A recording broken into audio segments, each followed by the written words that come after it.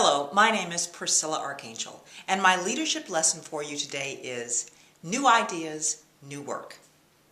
I had the opportunity recently to peruse Forbes magazine's Top 30 Under 30. Now this is a list of 30 people under the age of 30 in 15 different categories such as music, finance, education, arts and style, entertainment, of a whole variety of categories. And these are the top people under the age of 30 who are doing game-changing things in their field.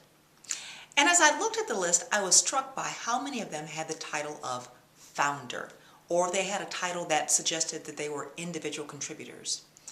And the upshot of that is these under 30 people, these millennials, were not doing things as part of well-established organizational environments. They were creating their own new and different environment. So for instance, where maybe in my generation we went to college to get a job.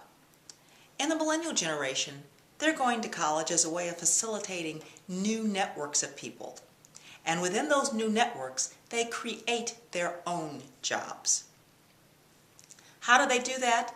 Well, for one, they're avoiding traditional environments in favor of new and different environments and new and different working relationships. So for instance, there are some organizations where the people there, they rent a house, they work, and they live in that same environment 24/7 because of the round-the-clock access they have to one another and just kind of the snowball effect of new ideas, generating new ideas and making progress on a particular project they're working on. Data has shown that even though millennials are projected to be the majority of the workforce by the year 2025, in many cases, more and more millennials are avoiding wanting to work in traditional business environments. They don't want to work in traditional organizations. They want a different environment. And I think part of it is that they want an environment where their new ideas are welcomed and embraced, and they have a chance and an opportunity to try out new and different things. So what does that mean?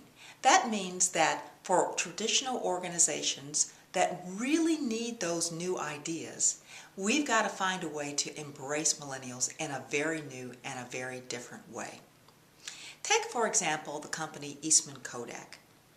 In January of 2012, Eastman Kodak filed for bankruptcy, not because people were not taking pictures anymore, but because people were doing different things with their pictures. They were capturing pictures, storing and saving them electronically in new and different ways. And that required a different business model for that company. And that's just one example of other companies who faced similar challenges. So what does that mean? It means that traditional organizations need to find ways to embrace millennials, to embrace their new ideas, to embrace new working environments and new styles of working for millennials, so that those new ideas can be integrated into a business environment or any type of organizational structure in new and different ways to help all of us be better prepared for the future in our environment and in our culture. So think about, what is your team? What is your organization doing about new ideas and new work? Thanks for listening.